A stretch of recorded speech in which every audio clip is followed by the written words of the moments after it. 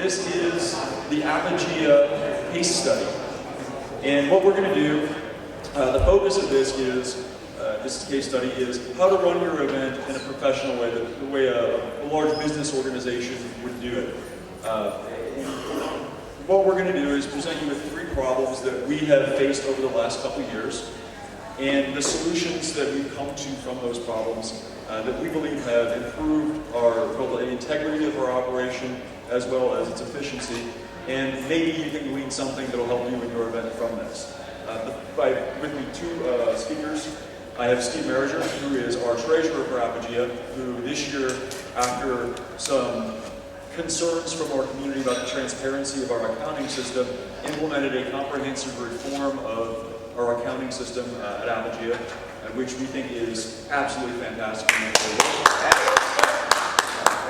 We also have the wonderful and talented Brooke Oliver, who is an attorney who specializes in entertainment and art and nonprofit law, who represents Apogaea and also some of the Burning Man affiliated entities out here. A really talented lady who knows a lot about how to keep you out of the IRS's shit list. And finally, I'm going to talk. I'm Eric. I'm a board member of Apogaea. I'm an attorney. I'm going to talk about lawsuits, how you get sued, how you avoid getting sued, and how you form appropriate relationships with people outside of your community that are going to avoid those kind of problems for you. So, without further ado, I'll turn the mic over to Steve. Good morning, everybody. So this is Apogaea. How many of you have been to Apogaea? But this is our beautiful site and our ticket from one of our artists. And we have bears, and I thought I'd show you one of our dancing bears. So he's rocking out. So what I want to talk about is our finances. And we did have some issues. We had some questions from our community. There wasn't not all the information was being shared. And so what happened was the community and the board, the community mostly, was running they were asking these questions. Is the money safe? Is it being spent correctly? And is it being recorded properly? And those are all really good questions, and questions that should be answered, and information should be out there. The proper information should be the proper amount of information should be out there. More information for the board, perhaps less information for the community itself. And we wanted to stop being bitch-led. That was our So this is what we sort of came up with. Community times organization equals love. And this is where we wanted to go. We wanted to be as transparent as possible, have all the information out there about our finances, have an annual financial review. That was a new initiative that we started. A finance committee, I'm going to talk more about each one of these. A finance committee, so we had somebody from the public, another board member, and the treasurer. Reimbursement requests so that people can have an easy way to know how to get money back. And there's also a process that we put in place with the reimbursement request. We wanted to democratize the process. Wanted to go from having QuickBooks on a person's personal computer with nobody having access to that, to QuickBooks Online is the tool that we chose. So that we have more people having access to the information that they need. We wanted to share stuff, just get all the information out there, and finally financial stability, but that wasn't in response to all of this. That's something that we've done in addition to that. So one of the things we implemented is that, so myself as a treasurer, I'm the only one that has access to the bank account. So what I do every month is I go in, I download the bank statement, I send it to the board of directors, I send it to the finance committee and to the finance group. So everybody has the bank statement. Everybody knows what's happened in the past month. Seems pretty straightforward, but perhaps it wasn't before. Also, all the clear checks come through, and we download that. I don't download that because I have access to the credentials to get into the bank account. And I download those, and I provide the Dropbox location for people to go in and take a look at those cleared checks. You know, I want to make sure everybody can see that I, as the treasurer, am not writing checks to myself, for instance. That's really important stuff. Real-time report access, as I said, QuickBooks Online has an unlimited number of report credentials, credentials that you can give out. So you can give out 100 of these, 1,000 of these, whatever you want, so that people can have access to the canned reports. Everything that we do goes through QuickBooks Online. All the checks that are queued up to be dispersed are in there. All the bank statements, the bank information is downloaded, and that goes against, that automatically shows when the checks have been cleared.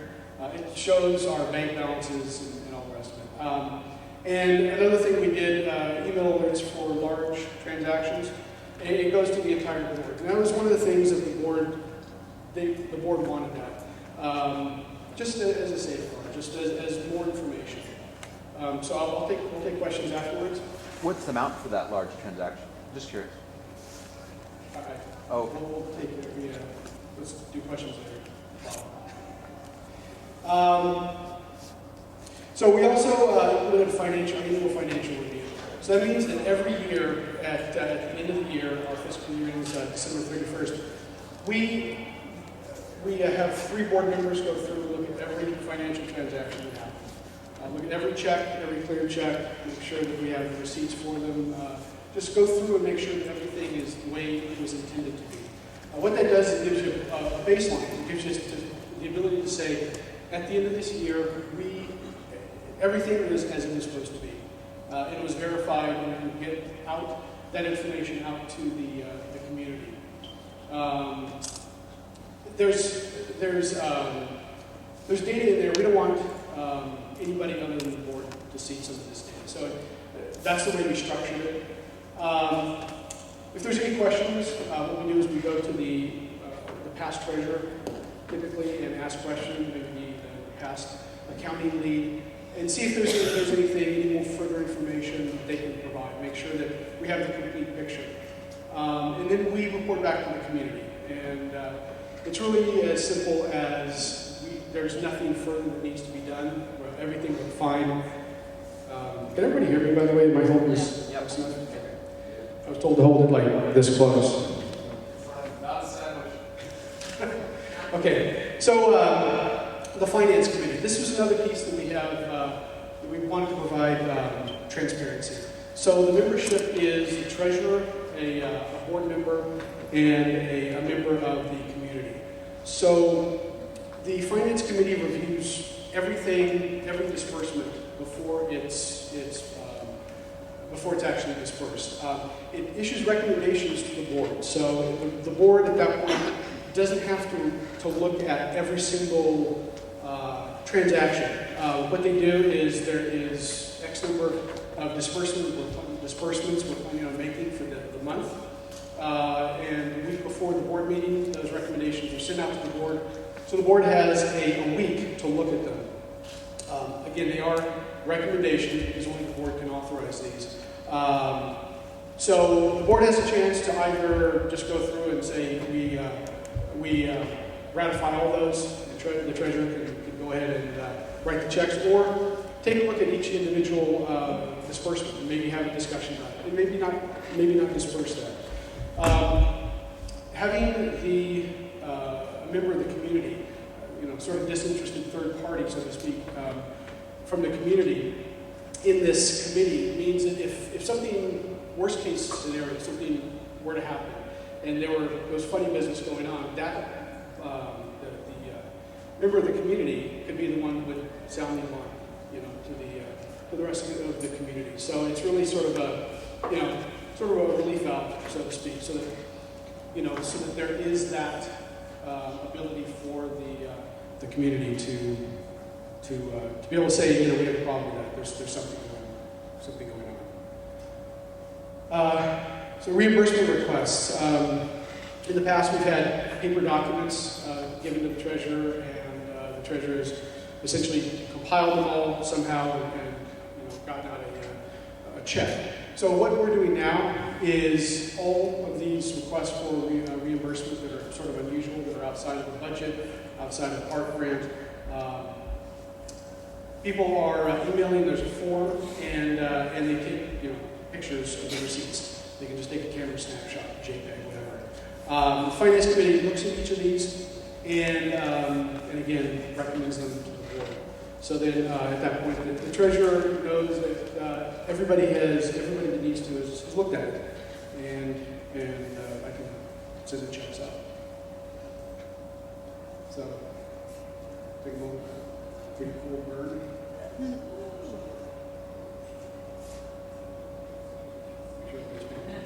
Okay. So we wanted to democratize the process, really. To not have a single individual in the organization being the person that might be the roadblock. It's perhaps better to have a process from the one on the left to the one on the right, where there's a absolute process and it just flows and there's timelines and everybody knows what they're supposed to be doing. We have requests for payment, and the request will go to both the finance committee and the budget lead. Finance committee to make sure that everything is properly done, the budget lead to make sure that it will be placed in the correct bucket. And again, it goes to the board. And the accounting lead, this is a QuickBooks Online feature. The accounting lead, I have the accounting lead queue up the checks.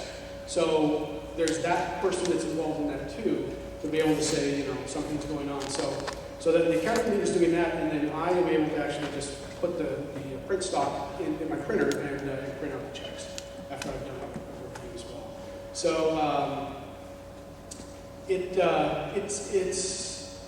it's taken a lot of the, I need this person to do my job, to let's just get the thing done and move on. Again, the sharing, this is really important. The real-time reporting out of QuickBooks Online. It's one of the tools of many. I'm sure there's others that do just as well. But it's a reasonable cost. It's about $400 a year. And it provides year-end financials. And also we've created budgets as well. And that also resides in QuickBooks Online. One of the things with financial reporting is that it can seem really dense, and I've looked at them, and especially the ones that come out of QuickBooks, you're looking at them and you're just wondering, what is this? I mean, it's just mind-boggling. So this is the same thing that comes out of QuickBooks, but it's formatted such that people can perhaps read it easier. They can see that all the event costs. They can see what's admin management, and it's really straightforward. And so myself and the accounting lead sat down and we worked on this and spent 3-4 hours to make sure that everything was where it was supposed to be. And just as an aside, one of the things that is really going to be cool for us is the event costs. The event costs, because they should be probably proportional to how big the event grows. So that if we have X number of % growth, probably those event costs are going to increase in that same proportion. So for long-term planning, I'm working on a 5-year plan so that we can see what money we have into the future. So, but this is something that I think is really important so that people can, because this is what we see at the end of the year. This is what is made public. Everybody sees this. And really, if it's confusing, if there's different types of things in the same category, it confuses people. And so instead of giving a clear picture of what you're doing, it makes people not understand it and perhaps not trust it because it's not clear. So we. This is our budget, so to speak, and we called it a spending plan. This also, again, speaks to transparency. And the reason for that is that what we've done in the past is we've said we're going to increase Apogaea by 20%. the attendance by 20%. So let's just increase everybody's budget by 20%. So that actually doesn't really make any sense because you might have had a whole bunch of infrastructure last year and you won't need new infrastructure for 2, 3, 4 years. So that might just be static. In fact, that might go down to zero. So what we did was we had each of the leads, each of the functional leads, tell us, and that's why it's called a spending plan, not a budget. Say, what do you actually need? What are the actual things you need? And then tell us what the disbursement date, the expected disbursement date is, and you'll need to research the cost. Give us a reasonable estimate of what that is. So what that means is that, and by the way, everybody in our leadership group can see this. So we put this all together. There's 350 rows of spending items, but each one of the leads can see this. Everybody else can see what everybody else needs. This also had another benefit because we had some infrastructure, shade structures that, as it turned out, a whole lot of people needed those, and we were able to roll those up into just one purchase, with a tax-exempt sales tax exemption, and we're going to put it on one truck and get it down to our storage area and put it in. But this is transparency within the organization. So other people can say, look, what are you talking about? You need 20 beer kegs for your team. That seems sort of actually it doesn't seem ridiculous. Seems pretty good. Good example. I'll just leave it. Not everybody's way. So this is the internal transparency.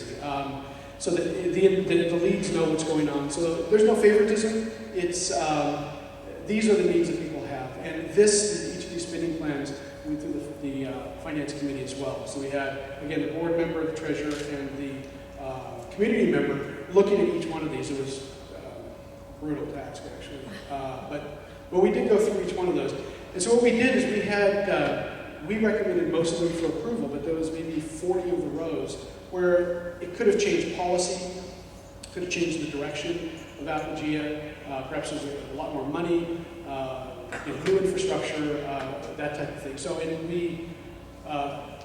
we didn't, it wasn't that we didn't recommend it. We asked the board to take a look at them and to have a discussion. And so, as it happened, we actually came in, $300 under budget. So it was, however that happened, it was just fantastic. But we were also able to put together a sort of a cash available graph as well. I'm not sure how many more slides I have. So success. I suppose it's something you want to know if you're successful. I shouldn't have said it in such a deterministic way, but it's mostly not money is mostly not a source of contention anymore.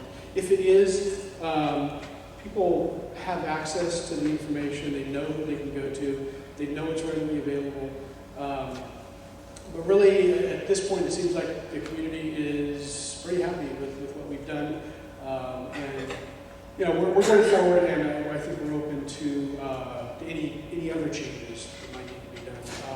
But here's the thing, right? The thing is, if everybody is wrapped up around, what the financials look like, all of a sudden there's just a ton of wasted time where the actual work can be done. And, the money is, it's unfortunate we have to deal with it, but it's that grease that makes things happen. So at this point, we're still working, we're still going forward, still trying to do more, still trying to make sure that everybody has what they need, but I think we're in a better place. So, thank you.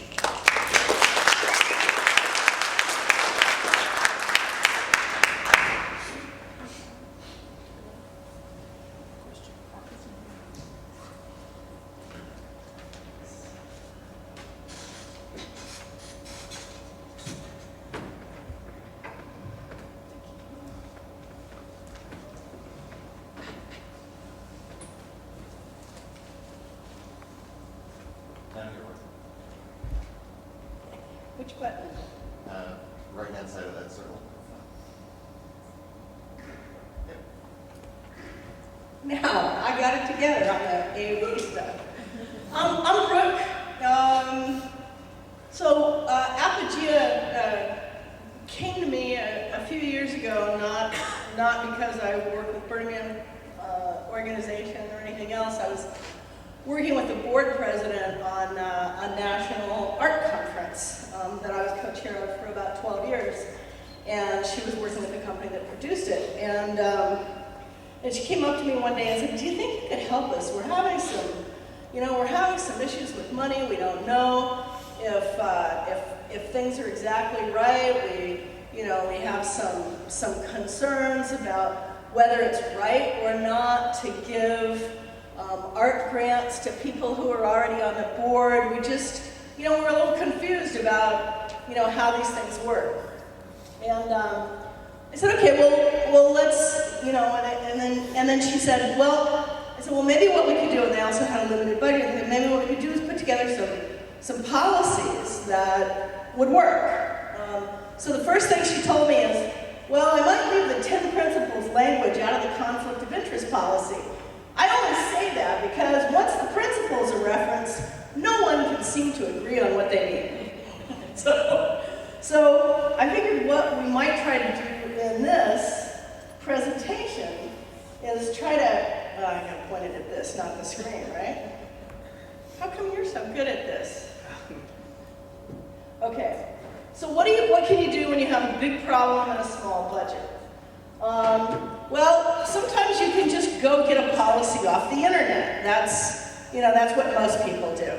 It wasn't really working for the organization because it didn't address all of the kinds of issues that come up in a Burning Man style organization, right? And I say Burning Man style in a very loose way, but because it's an organization that is trying to put on an event that is, along the lines of Burning Man and grew out of Burning Man and part of the Burning Man culture in a bigger picture of things.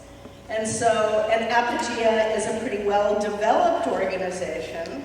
It's already its own independent 501c3. It's not struggling with a lot of the questions about what do we do to get formed, what kind of entity structure should it be.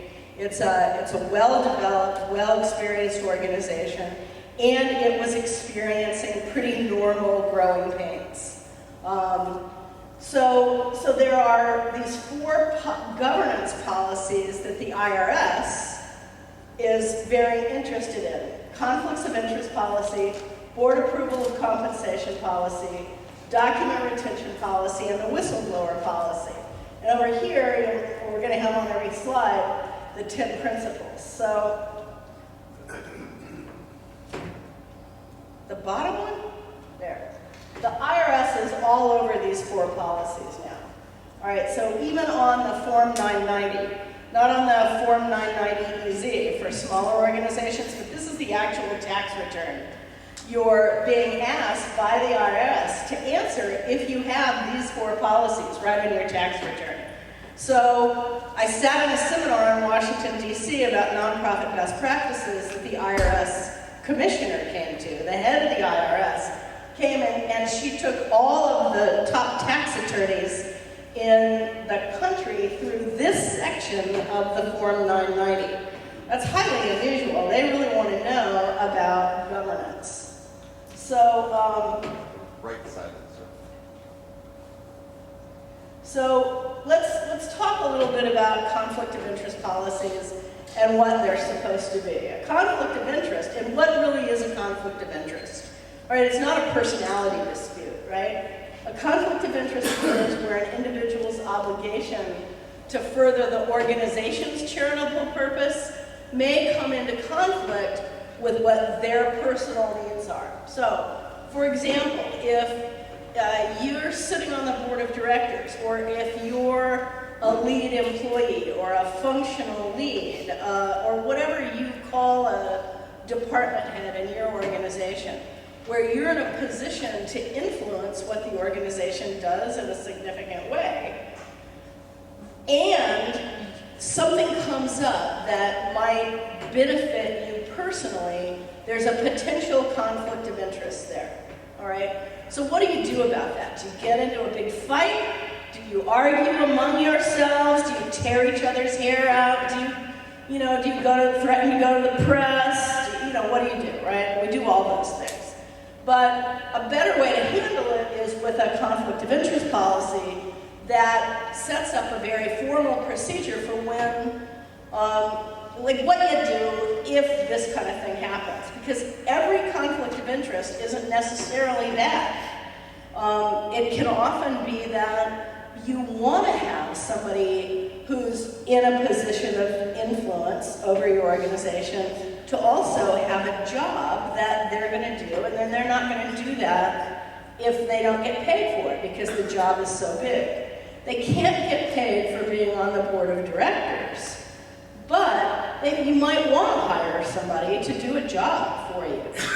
You might want to have somebody do an art grant. It gets even more complicated, for example, if one of your board members then, just gets, doesn't necessarily get an art grant from the organization, but is going to be doing a big art project at your event. And they're going to be going out and doing fundraising. And they're doing fundraising with the same people who are donating directly to your organization. Like, they have their friends come and go to your event and donate to the event, and now they're going to be doing one of the major art projects, but they need to do fundraising to get that art project built. And is it a conflict of interest to go solicit the donors that they introduce to the organization? So you have a conflict of interest policy that really focuses on two things. And hopefully as we go along, I don't have copies of the conflict of interest policy here, but Apogaea might want to make it available. But the conflict of interest policy sets up a formal process by which the people that have a particular conflict or who know about a particular conflict have a duty to go forth to the board of directors and disclose that. Because the biggest thing that's important under any conflict of interest policy is disclosure, disclosure, disclosure. All right? Because then if you come forward and you inform the board about what all the material facts are, then the board can make an informed decision about whether that's an actual conflict of interest and how to mitigate that conflict of interest. There's even a place in the IRS tax form where you can report conflicts of interest, and you're required to report it in your annual report. So it's not a morally heinous thing. It's just something that you need to treat procedurally and objectively in order to make sure that the conflict of interest is not in violation of your nonprofit mission, is not in violation of your principles, is not in violation of nonprofit law, right? It's not like you're going to be distributing the assets out to somebody else, right? So a conflict of interest policy also establishes procedures for who's excused from voting on that. So the person who may have a conflict of interest has to disclose everything, right? And if somebody else perceives that it's a conflict of interest, they're welcome to bring that to the board of directors and say, I think this is a conflict of interest. And then the other person on the board is required to fully disclose the material facts. But then the person who's in a potential conflict of interest has to step aside and not engage in the conversation further and won't make a decision about their particular, anything that they have a particular financial interest in. So this is a question for you guys. Under a gift economy, what is a financial interest? All right, so our economy is gifting, right? Like thinking about this in terms of the 10 principles, which are right here. I'm asking you really a question. I want you guys to think about examples. Yeah? Well, in the IRS, there isn't a gift economy, so it would have to be in their realm, so it'd be money or materials that are exchanged from one person or entity to another. Yeah, definitely. I mean, in terms of meeting the IRS guidelines, it's just all about money, right? But when we're talking about policies, we're working on policies that are based on a gift economy, we may want to go beyond what the IRS goes through. And I think that that's probably, you know, people fight about money, but maybe in this context, are there other things that might be of financial interest? Yeah, and then you. Well, I mean, within this context, it doesn't make a lot of sense because as an event producer, what we do is we create an opportunity to have our community come together and have a safe place in default to freely create a gift economy. Outside of that, as an event producer, it's a business and we're running a business and making sure that we're making good community-based business decisions. And the gift economy can happen anywhere, but what we're doing is we're creating an opportunity, for the gift economy. It's kind of two different things. It's inside-outside, if that makes sense.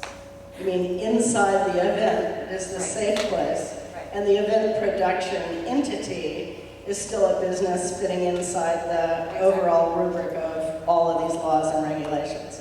Okay, Would it go. be your business assets and your property? The what? Business assets and your property?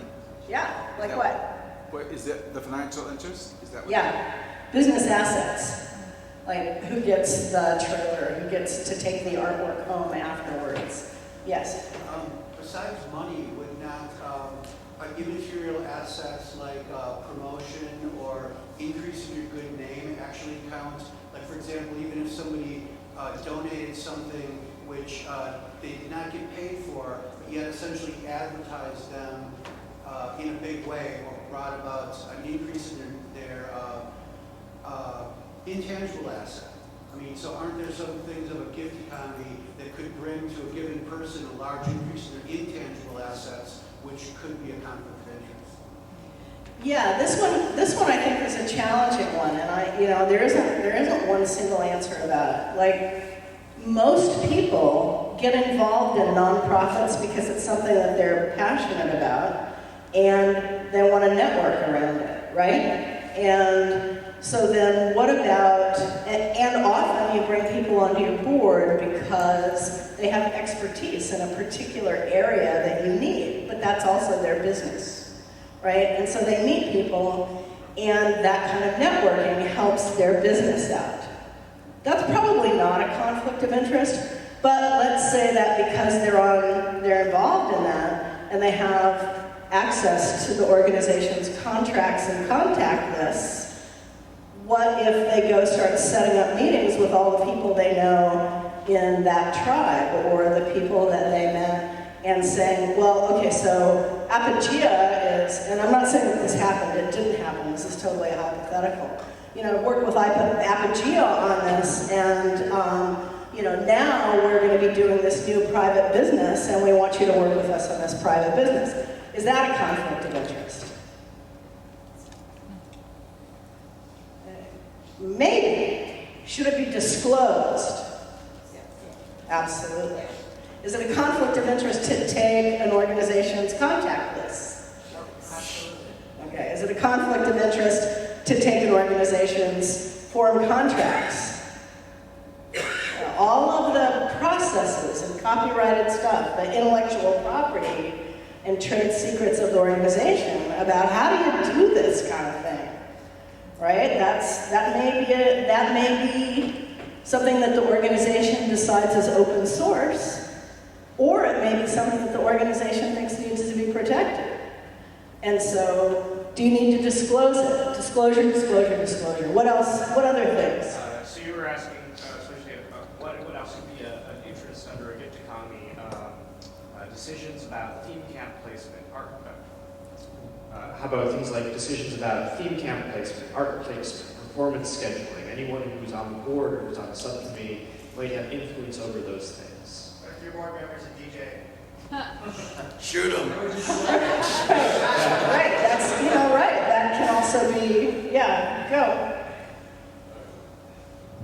In a similar vein, any service that the organization provides, like say there's electrical power, just for critical infrastructure, right? But anybody who hands the guy hooking things up a bottle of whiskey gets to plug in. There's been a transfer there. Yeah, maybe, I mean, maybe that is, maybe that isn't, is it, how big of a deal is that, right? You know, if it's a few people plugging in, maybe, but if it's like only the people who are friends with so-and-so get to do that, well, that maybe should be something disclosed. What else? Go ahead. Hi, I was just thinking more in the services vein, what if there's a board member who happens to own a porta potty company? Say again? What if there's a board member who happens to own a porta potty company? Yeah, that might be. Would it be a conflict? Would it be a conflict of interest if, you know, that president says, well, I'm gonna take one of the 20 porta potties we ordered and put it in my camp for my camp use only? Is that Never do anything like that. Yeah, that would be crappy. Yeah. In addition to a conflict of interest. Hi there, David Dean from Los Angeles. I just to give you an example. On our board docs, we do include a conflict of interest policy. I am also Scoutmaster for Special Needs Boy Scout troop, and I had to recuse myself from the voting to allow our troop to actually participate in the Los Angeles Burning Econ as part of our fundraising. And that was it was a great experience for our scouts, and also part of the community building process. And there is social capital as well, and goodwill, which are considered assets for each organization. Yeah, that's a really good point. The social capital and the goodwill. And so, yeah, maybe having another nonprofit that you sit on the board about, that's not so much of a financial interest that might end up being reported in the Form 990, but it is, that's exercising an abundance of good faith and disclosing the conflict of interest and recusing yourself from the vote. So see, that's the thing that's so important, is that if you have this process in place and you disclose it and everybody else gets to talk about it, like in that situation, maybe they said, okay, that's fine. Or maybe in the situation with the porta potty, they say, hey, no, that's misusing the assets in order to, or hooking up to the power grid. Maybe that is misusing the organization's assets. What about your board members getting free or discounted tickets to the event? Well, I mean, you can think about that. You have to first disclose.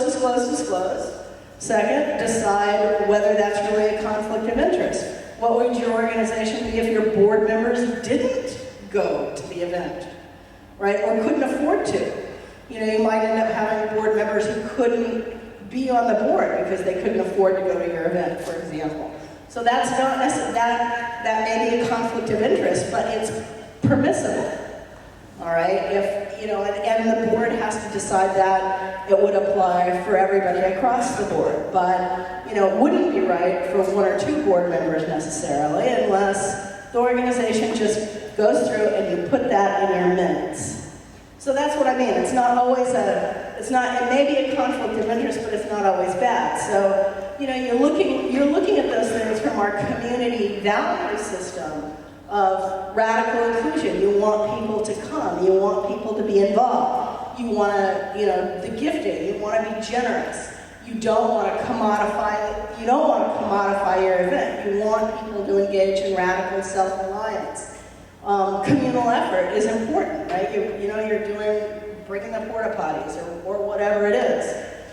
Civic responsibility. You're taking into account the whole community that you serve. And you're leaving no trace at the event, but you can also think of leaving no trace of bad practice. Participation is the disclosure that's involved, all right? Where everybody gets to participate in that decision of whether it's a conflict of interest. If you have this formality of practice, then these things don't end up being really backbiting and horrible fights that break your community apart. And immediacy really applies as to when you make the disclosure. As soon as you have any inclination or inkling that it might happen, do it soon. All right, don't wait. Okay, so 10 principles and I never thought that I would hear the 10 principles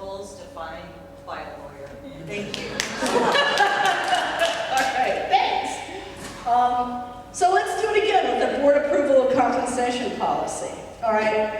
Under the IRS, there's not a regulation that you have to have these policies, all right? And obviously, if you don't have any employees or any contractors, and it's just you and a few friends out there volunteering to do this, there is no compensation. But if you have contractors, if you have employees, you know, independent contractors who you're paying to provide services, like a lawyer, or like a, you know, even your CPA, or your somebody who is bringing in all the heavy equipment, those kinds of things. You need a board approval of compensation policy. So there's a safe harbor. You can lose your tax exempt status if you're paying people who are insiders way above the fair market value of what they ordinarily do, right? Like if you have somebody and you're renting a place and it belongs to somebody on your board and you're paying twice the commercial rent for that place, then that's called private annulment. Your assets are going to benefit somebody who's in control of your nonprofit. You can do that if you're a for-profit. Hell yeah, right? It's like, okay, fine. The whole idea is for a few people to make good money out of it. But you can't do it as a nonprofit, all right? It has to be fair market value or below if you're going to be paying somebody else to do something. Yeah? Yes, it does. It does. And but a second policy is board approval of compensation. So the board has to vet compensation against comparable standards in an organization. Salary and benefits, contractors too. And you can find that information at guidestar.org. There's a number of organizations that do this. Then you have to meet about it. It's like, okay, we're going to hire this contractor to do all of our porta potty stuff, and we have done comparables. We know every porta potty deliverer in town, and they all are within this range. So we have the comparables, and then that gets documented, and then the independence and setting compensation. Same with the board compensation. The conflict of interest. That person doesn't vote. If they sit on the board, they don't vote, right? So, and then for the IRS, the compensation that you have to report on your tax return, nobody's highly compensated unless they're making $150,000 a year. But in your community, what is highly compensated? It may vary for your organization, and that's okay. And you can decide that as part of your board approval of compensation, where your board doesn't have to engage in every single hiring decision. It can delegate it to an executive director, but it can give salary guidelines, right? And then the board just has to check those salary guidelines every year and a half to make sure that you're still in sync with what similar situated organizations in your area are paying people to do similar services. So then under the 10 principles, is it just money that counts as compensation? No, it's like use of space. It's all this other stuff. If somebody's donating, and it's not that hard, right? If somebody's donating it, then it's definitely below fair market value. If they're giving it to your nonprofit at half their regular rate, definitely not overpaying for it. It's like where the nonprofit is being used to give a sweetheart deal to somebody else that you've got a problem. What if there's the expectation? What if there's the expectation? What if there's the expectation of that? What if there's the expectation of capital improvements to land, however? For example, if someone's donating space, often an event will make major improvements in terms of accessibility, in terms of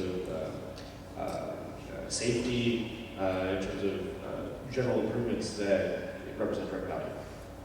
Yeah, that's a big one that organizations have lost their C3 over, where the landlord sits on the board of directors and where they're in a position to decide about it, right? If it's an independent third-party landlord, the private enrollment doesn't come up, but this approval of compensation does. Like, how much are you going to be paying? Is it a waste of nonprofit assets under state law? Yeah. Yeah, fucking Lee, Colorado. We actually did dump $20,000 into a 1.5 mile of road improvements for Apogaea. In lieu of rent to the In land. lieu of rent. Right, so that's a fair thing, So there was right? kind of an odd dance, and Yeah, and if you look at, if you look at what the rents are in the area, all right, and then you say, okay, 10 months rent would be $20,000, and we're going to dump $20,000 into this, and we're getting 10 months free rent. we couldn't have done it without the road improvements. It was way too dangerous to be that deep in the woods without having the road improvements. There's a cliff off the other side of it. Yeah, then that's civic responsibility, right? Yeah. Then that's civic responsibility and immediacy, and yet you're also looking at making sure that under your decommodification principle, you're doing radical self-reliance, but under decommodification, you're making sure that you're not wasting nonprofit assets. You're doing what you need to do. So you just vet all those decisions. The thing that's really critical is not to shy away from these things at your board meetings, but using the principle of immediacy to really bring them to light so that they get discussed, and then it doesn't end up being a big backbiting thing where people get thrown out of the community. So I'm going to just go through these document retention policies. You have to keep it for how long? What? You got to keep all your emails? All the crazy stuff about the party and the drugs and how much beer is coming? Probably not. That might be a less significant email. But if it's an email about what your annual report is, or if it's an email about, a whistleblower who's found that something might have been mismanaged, then yeah, you have to keep that for a really long time. There's some things you need to keep permanently. Your articles, bylaws, minutes, audit reports, big important checks, like if you figure out something that works for your organization. Which checks are you always going to keep? Maybe it's all of them, maybe it's just ones over $20,000, depending on the size of your organization. The board makes these policies, right? 10 years, keep your AP and accounts receivable letter, bank statements, contracts and leases, payroll and personnel records. Your really important email, like we were talking about. 5 years, maybe some other volunteer records, purchase orders. Maybe you're going to decide that you're not going to keep your, some of your emails for more than, the next time you back up your hard drive. But set up a policy for how you're going to keep these things so that everybody knows what that policy is. And that you can, if documents are being destroyed, you're never at risk of being considered to have destroyed evidence. And so, in particular, if there's any risk of a claim coming up, then you need to put a hold on all of your electronic communications under the federal evidence rules. You're going to have to produce those. So you need a process in place, a procedure. Whistleblower policy, wow, that just really supports an organization's goal of legal compliance by providing somebody who they think something's illegal, they think it's wrong, all right? They get a chance to say that, all right? And the organization gets a chance to investigate it in good faith before they go to the IRS, before they go to the AG, before they go to the press, all right? You don't want to be in a situation where you're subject to, well, if I don't get my way, I'm going to do thus and so.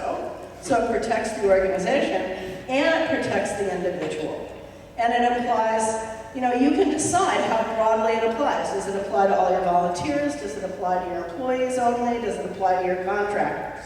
But you need a policy about that, and then how those things are going to be investigated so that, you're including people, you're not allowing them to put you in a position of commodifying what they're claiming. If you don't give me this, then I. That may not involve money, but it's certainly a commodified transaction. If you don't do what I want, that's a bargain. Yeah. That's pretty much how Apogaea started. The guy that ran Geodesica was a nihilist anarchist, and he's like, if you don't play by my rules, I'm taking my toys and going home. And I don't want insurance, I don't want ticket sales over $20. And that's when Julie Mahoney, who pretty much was the architect of Apogaea, stepped in and took the ball over and made Apogaea what it was and is.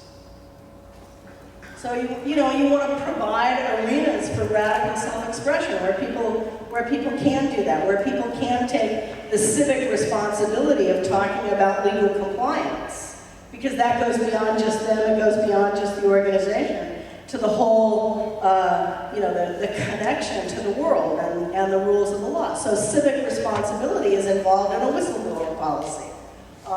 Participation is involved in that the organization will investigate in good faith and figure out from the standpoint of inclusion and leaving no trace and participation and immediacy, what's the best thing for the organization. It may not be what the person who complained hopes the result would be, but it also may be that the organization gets into a much stronger place by virtue of going through this process, because the quid pro quo, the commodified bargain that the person wants to set out right in front, as you go through that process of investigation and participation and communal effort, you might end up with a much stronger organization. Yeah? Actually, two brief questions. I'm Eric G. from Wisconsin. One of them is, where is the place in the overall structure where these governance policies should go? For example, if your bylaws already have a conflict of interest policy that calls for disclosure and a person to recuse himself, if there's already written into their policy for board approval of compensation, document retention, is that the place to put them, or should they also be drafted as standalone resolutions taken by the board above and beyond the bylaws? So that's the first question. Generally what you want to do is, it's fine for them to be in the bylaws, but often what you find is that these are policies that need to evolve with experience.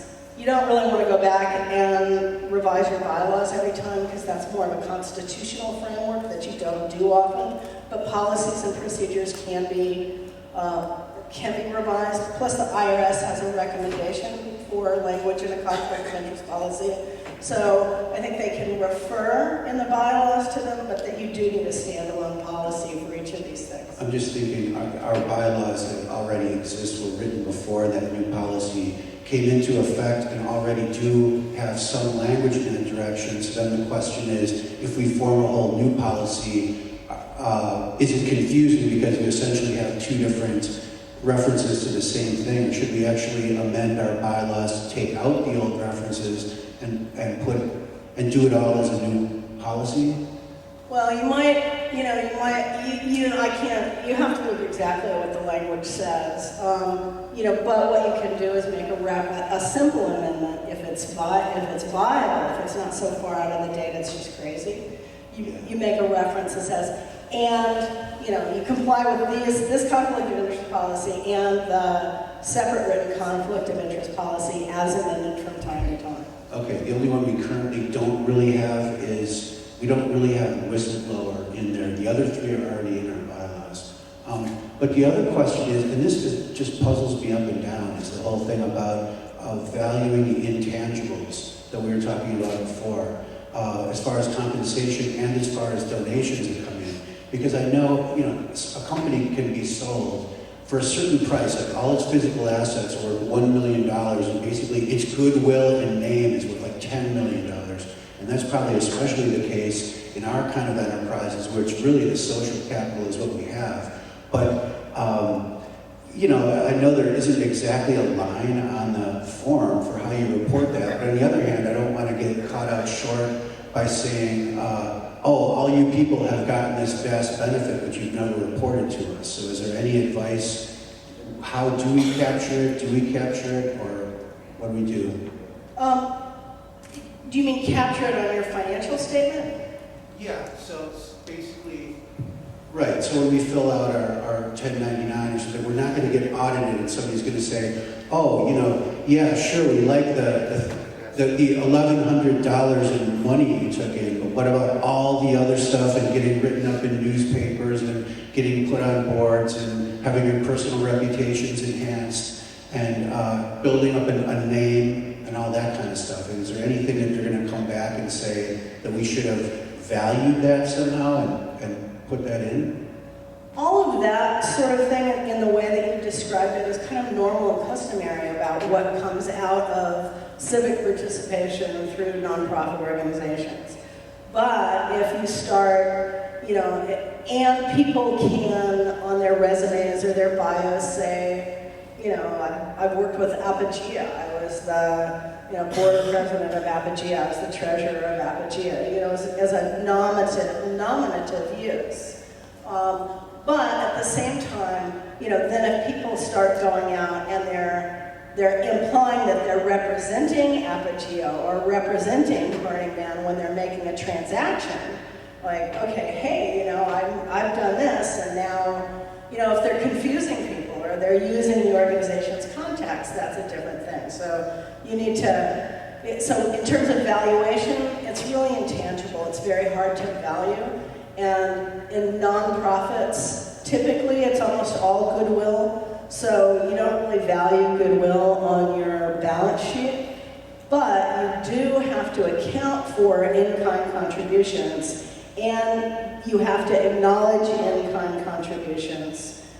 You have to send letters out that acknowledge it, and you have to really give people a sense of what that value of in-kind contribution is. And then also on your Form 990 tax return, you have to say how many volunteers are involved.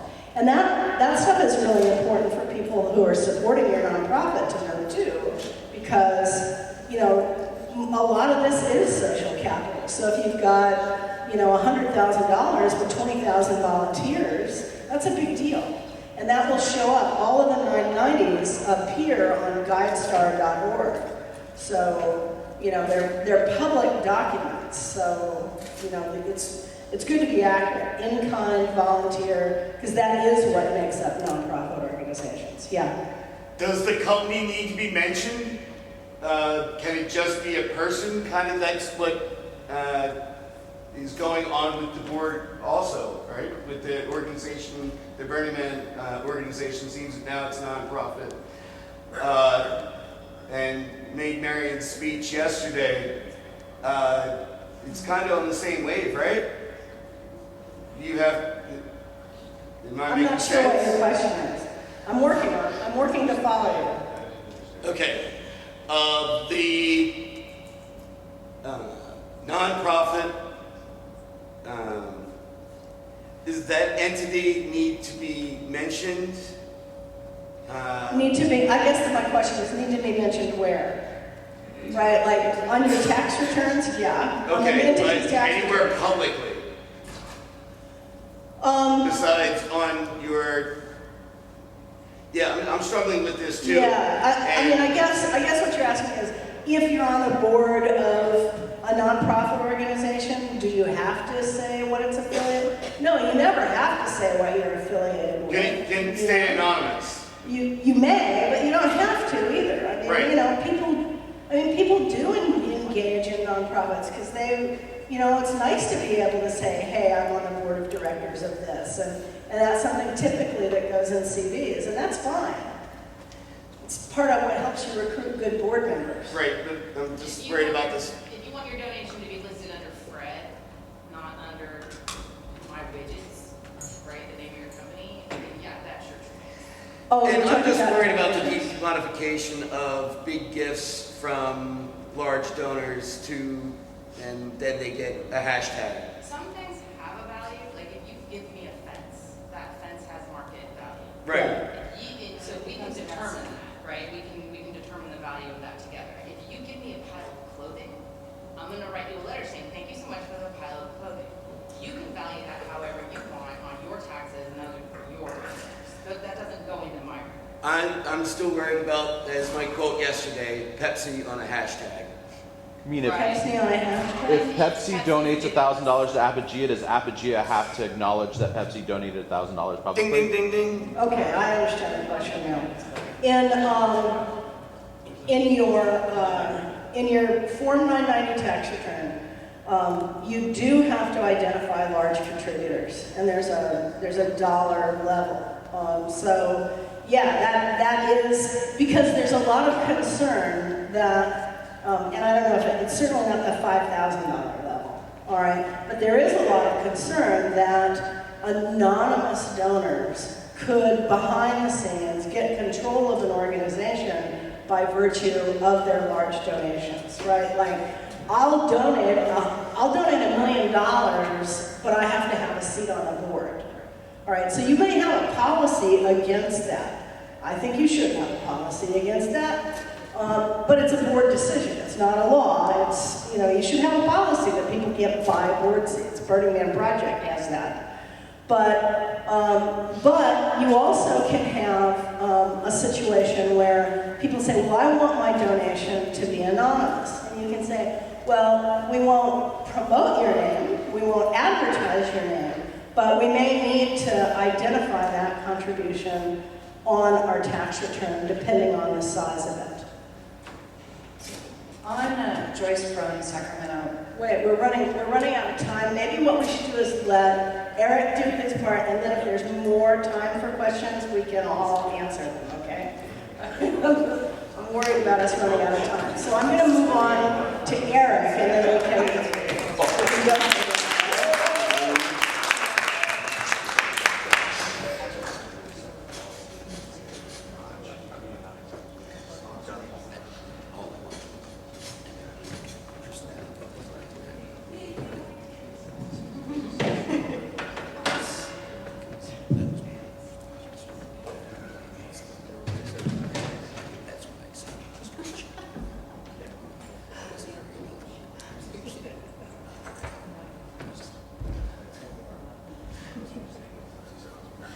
So we've talked about a couple of problems that you have as you start out as an organization and start to grow and have money and have resources to allocate.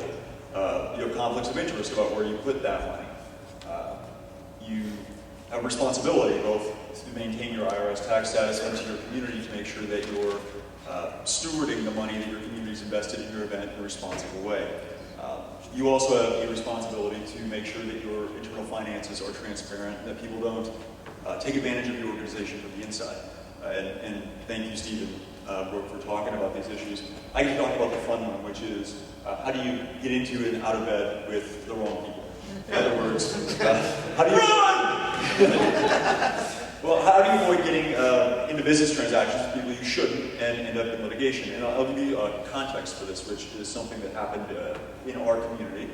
We had a regional event that was thrown. The regional event was thrown at a venue with an individual who it was widely believed would be a problem for our community. There were contracts that were used which were not assiduously drafted, which were not reviewed by an attorney, and there were informal arrangements entered into with this individual whereby there was a profit-sharing arrangement with the event. He was to get a certain percentage of proceeds. And he asked for an advance on these proceeds because he was worried about the way ticket sales were going, that enough tickets hadn't been sold in advance, and he wasn't going to make his money. So our good-hearted community members moved forward, and they give him some money. And at the end of the day, when the event's thrown, lo and behold, this individual is now holding a significantly higher percentage of community money than he ought to be holding, and he doesn't give it back. And what do? How do you avoid being in a situation where you get taken advantage of by the people that you go into business with? Because you're going to have business partners, and the bigger you get, the more money you get, you're going to have landowners, you're going to have vendors, you're going to have folks that you depend on that you're giving big sums of money to. So the first thing is choosing your business partners wisely. Everyone you get into business with, everyone that you're making a significant financial contribution with, is someone that is your partner. They're going to be sticking with you. This is a relationship. This is not going to the store and buying a can of Coke. So you have to be sure that these are people that you can trust.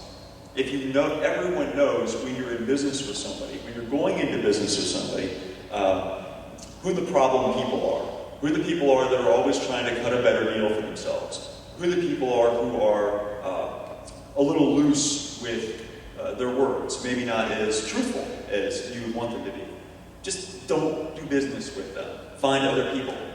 That's the practical side of it. Make sure that the people that you are bringing into your community, that you are investing community money with, are going to honor that investment. When you find these people, obviously you're going to want a contract, and we'll talk about that in a second. But more important than a contract is your relationship with them. We at Apogaea, we have a piece of land that we have been throwing our event on, that we're trying to grow our event on, and we have a contract that we negotiate assiduously with the landowner. But our landowner is kind of a cowboy, and it means far more to him that I can go to him, shake his hand, look him in the eye, and tell him things will turn out this way, and then follow through on that. So I have a level of trust with our primary business partner, who is the major expense of our event, that allows me to go to him and resolve problems without looking back to the contract, talking about litigation, talking about who's to blame or what needs to change. We just go and we work it out like good-hearted gentlemen.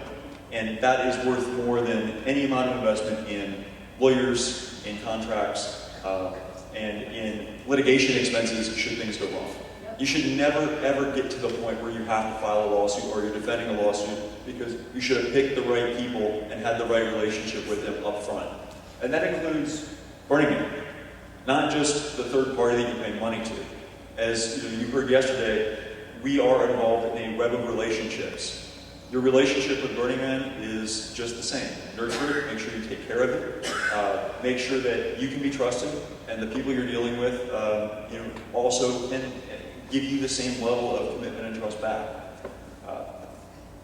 So, all that being said, the lawyer in me says you trust people, but you don't do business with people in any major transaction without a contract. And without a contract that is drafted by your attorney. If you see the emphasis right there, get an attorney. And don't download your contracts from LegalZoom. Don't go online and, as a previous iteration of our board did, find a conflict of interest policy that they think applies to what you're doing. Whatever you download doesn't apply to what you're doing. It's garbage. It is a scam by the person selling it to you. In 99% of the cases, especially in the kind of unique events that we throw, you need someone at least to look it over and make sure that what you're doing is tailored, or what your documents say is actually tailored to what you're doing. And ideally, you find this person in your community. Attorneys are expensive. Small events, you don't want to pay a lot in legal fees because it eats a lot of your budget that you want to spend on other things. Well, if you got to do that, you got to do it. Spend the money. Get things done right. But you have resources in your communities. There are lawyers. We're like mosquitoes. We're everywhere. And you can find somebody who is a dedicated burner in your community, who has expertise, who wants to help you and wants to help you for a greatly reduced price or for free. Just because out of the goodness of their heart, they want to see what we're doing perpetuate. So look for these people, make sure that you use them, make sure you get the contract in place. Now you might say, well, this is kind of contradictory. We're supposed to have this trusting, loving relationship with our partners who we carefully selected. We're supposed to put everything in writing. And the way I reconcile this is, your contract is not, at the end of the day, if you have to sue somebody or you get into a dispute, you've got it in writing, that's awesome. But really what a contract is a means of avoiding misunderstandings in your relationship. Again, you never want to get to the point where you're relying on the contract and you're suing somebody, but even honest, good people, when they have a conversation, will hear two different things at the end of the day, and will remember two different things. By putting things in writing and doing it right, everyone has something to go back to say, this is what we agreed on, this is our common word here, and this is what we're going to do. And if you pick someone who is a good partner and you have a good relationship with them, you'll be able to work out those kind of issues, and you will not have serious problems. But again, the lawyer in me says also, always stay in control. The problem that we ran into in the community event that I was talking about earlier, is that our community gave up their leverage. Their leverage in this event was the money they were paying for the venue. Well, the business partner had the venue. He gave us the venue. We gave him more money than he was entitled to. after he had given us the venue. And he already had the money. What else did we have to give? What other leverage did we have? Are we going to say, well, we're not going to hold the event, you won't make anything? No, because the event's happened. We're not going to pay you? No, because he's already been paid. So retain your leverage. Make sure that when you are giving and getting something, that these things happen as close in time as you can, that payments aren't all given up front to people, that they are tied to deliverables, tied to milestones, and ideally tied to the success of your event. One of the things we have done in our contract with the landowner is he gets paid when our event is complete and successful and has gone the full number of allotted days that is specified in the contract. So our landowner now is not just a rent, and he's not just a lessor renting to us, but he has a personal vested interest in making sure our event goes off, that the local law enforcement or fire department or county commissioners don't shut us down early, because he's not getting his money.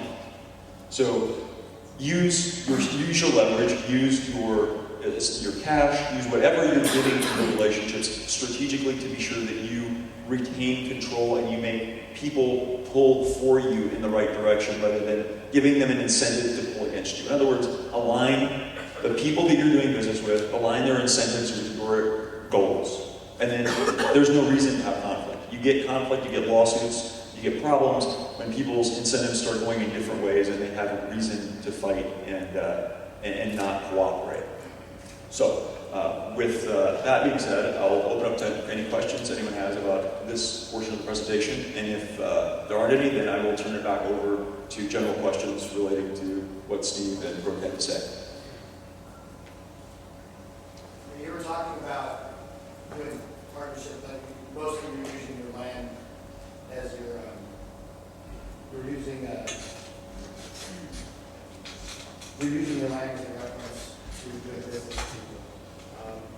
We currently have some issues with some of the people that we've given our grants to. They say they're going to bring out a certain amount of projects or things like that, and then they show up and it's half the amount. We're trying to show good faith and community and all that, but we're not trying to press, get lawsuits going, things like that with our artists. But trying to figure out how to avoid those problems right from the get-go is I think, is a big challenge that we're trying to overcome. I'm not really quite sure what to do about that one yet. Well, I can tell you what we do, and the reason I focused on landowners is because in the short time that I have here, I want to save you guys as much money and problems as I can. So your big investment is maybe your land, or maybe it's the permit that you get. But with art grants, what we do is we have an art grant contract. You want an art grant, you sign on to our contract. It contains, incorporated by reference into it, a description of what you said you were going to bring. And it essentially says if you don't bring what you said you're going to bring, and you don't display it, then you give us the money back. Now, are we going to sue someone for a $500 art grant? No. Are we going to sue the person who got in a car accident, is hospitalized, and couldn't bring their $5,000 art grant to the event? No. We're going to work things out with them, and we're going to tell them, come back and bring it next year. We're reasonable people. But if you have people that are actively trying to kind of play the organization to get an art grant, because you always have people in your community that will take advantage. Give them an art grant, they don't bring anything to the event, well, they shouldn't get an art grant the next year, for sure. But also, you have this piece of paper that says, you made a commitment to us, you didn't deliver that. And I think this, Brooke would say that being able to, as a nonprofit, if you are a nonprofit, being able to go back and audit the payments, the art grants you've made to people, and ensure that the organization is getting back value from those art grants is really important in terms of your 501c3 compliance obligations. You need to demonstrate that all the money that's going out that you're giving away as a nonprofit comes back to the mission, and it benefits the mission of the organization. And one place where you have problems with that is you're giving away all these art grants and you're not getting value back, and reasonably equivalent value when it comes to art is nebulous, and probably you wouldn't have an issue, but it could be seen as a way of basically giving away money to community members, and in the worst case, sort of most jaundiced view of it. So I would say get a contract in place, make sure you're recording what people are doing for you, so you don't keep giving money to people that aren't doing the right thing. And having that piece of paper, whether you actually hire a lawyer and sue somebody, people get scared when there's a contract, and you get your lawyer friend, who is one of your community members, to write them a letter and say, hey, you kind of screwed up here. We need to figure out a way to make it right. or you need to get the money back.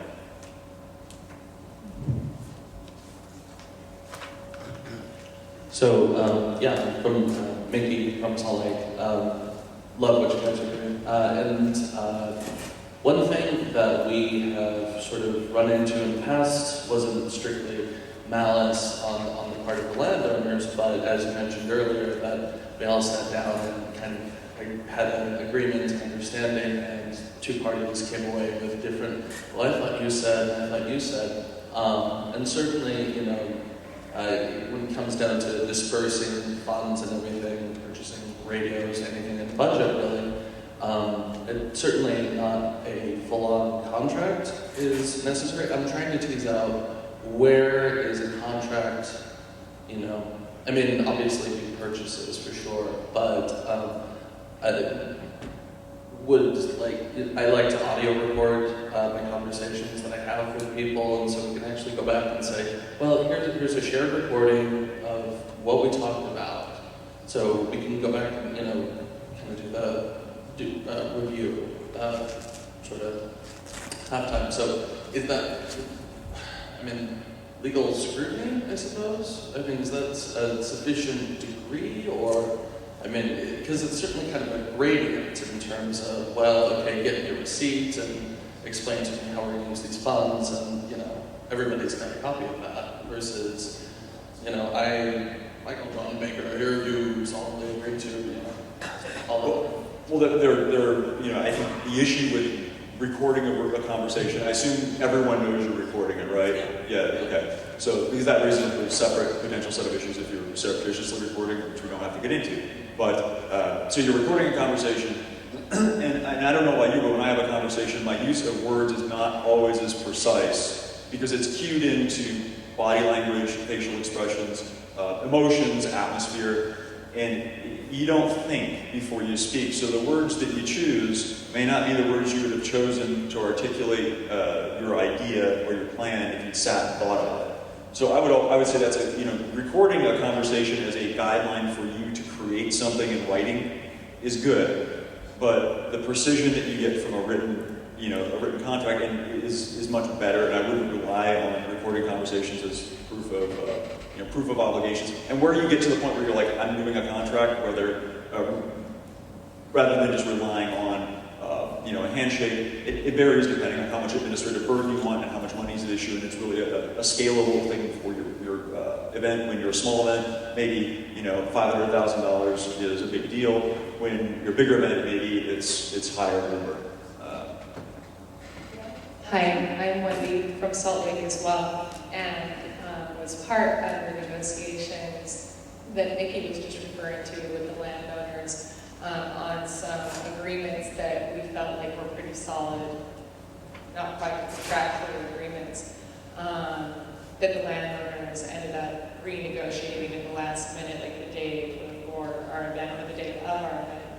And we really had no choice because the event was already in progress. We set up a whole week prior and had already been working on it for a week.